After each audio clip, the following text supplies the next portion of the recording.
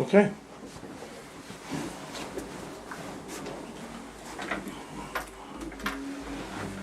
Well, okay, and the voters on June 8th will, in the district, are gonna have a choice between you and Scott. And Yes. you said the shot at Wall Street was not so much about Scott, Right. and Scott's not such a bad guy, so why would somebody wanna choose you over Scott? Scott has got the endorsement of the county organizations, he's Right. got the line, which is a significant Right. advantage in primaries.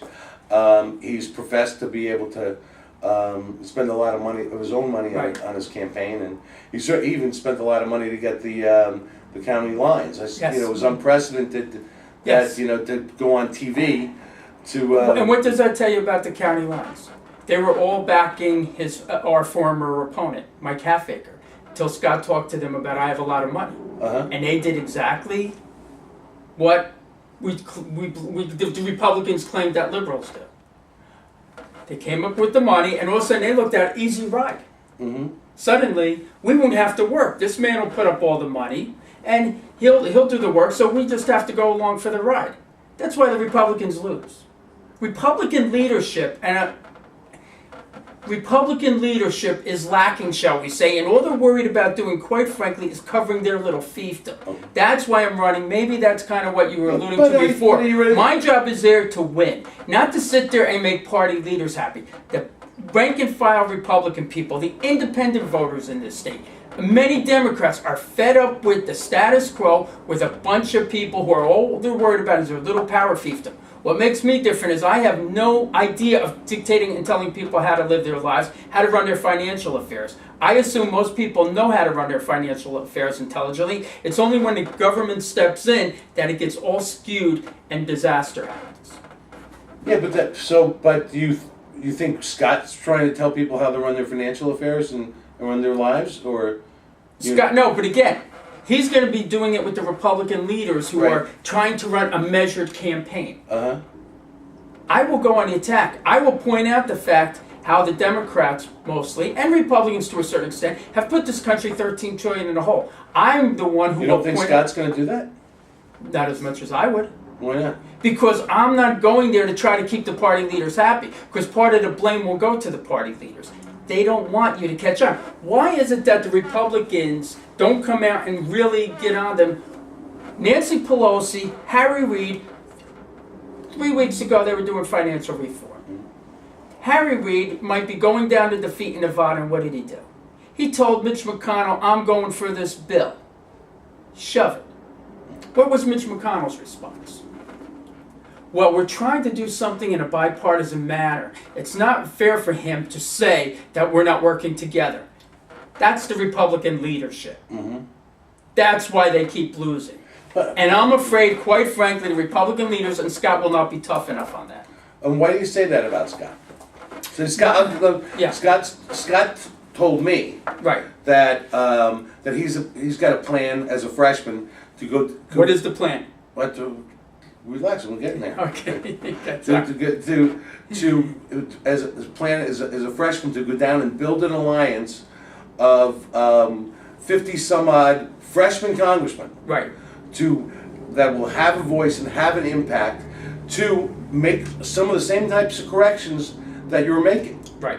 So I mean, are you running against a Republican organization, or are you running against Scott for the nomination? I'm not running really against anybody. I'm running for things I believe, which are the term limits. Where I differ with Scott, the tax code.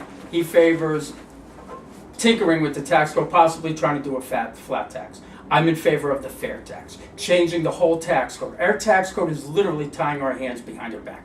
We are losing millions of jobs in this country to foreign nations because we have a tax code that's geared for special interests. And a lot of those special interests are Wall Street. That's Scott's background. He cannot take a step back and look at it and say, well, gee, this whole system is geared just to reward one person and punish another. The fair tax is, as it says, fair.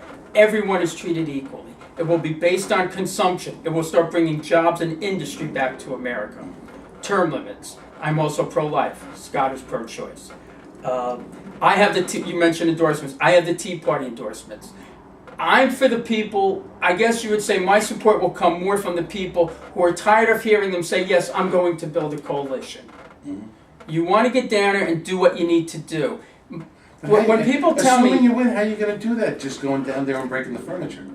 Well, I'm not going to be breaking the furniture because there's going to be a lot of people going down with me. As you see, the Tea Party folks, Ron Paul's son, That's a coalition. that will be a coalition, but that will be a more aggressive coalition. 94, what happened? Republicans took over, and they already immediately started, quote, their build coalition and compromise. Okay, so assume you win, Yes, and assume you're going in November, yes.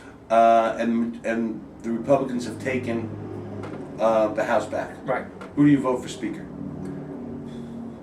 Well, depending on who's running for it again, it would probably be somebody like Mike Pence, Michelle Blackman, Paul Ryan, people like that. Mhm. The current one, I would not. No? No. No, Nancy Pelosi is the current Speaker. Yeah, well, I'm sorry, the Republican leader, John Bonner. Okay. I'd be looking for somebody You else. wouldn't support John Bonner. No, I'd be looking for someone else. Okay.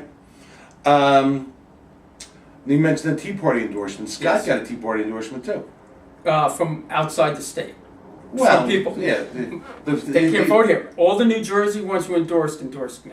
Yeah, but a lot of the New Jersey ones that endorse you can't vote in the 12th either. Some can, some can't, and quite frankly, there's let's just say the group in Pennsylvania that endorsed, a lot of their members didn't know an endorsement was made. They were not happy about it because, for instance, they talk about they made the endorsement of Scott and that they vetted us. They never contacted me. Mm-hmm.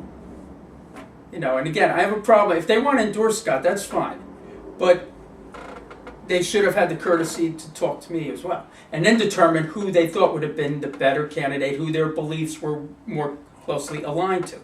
That would have been fine. But they don't even contact me, don't vet me. But then they claim that they carefully looked into the candidates. Okay, so If that I- independent, I'm sorry. so that independence Tea Party endorsement, you don't think it's a valid Tea Party endorsement? No, that's fine. They can do what they want, but I'm just saying, my only concern is, and don't claim that you spoke to all the candidates and you felt this one was the better candidate. That's fine. The Republican, for instance, at the conventions, quite frankly, I knew I was not going to do well at a convention because they're going for their establishment. Mm-hmm. They're going for the guys who are going to say the things that they're all aligned into.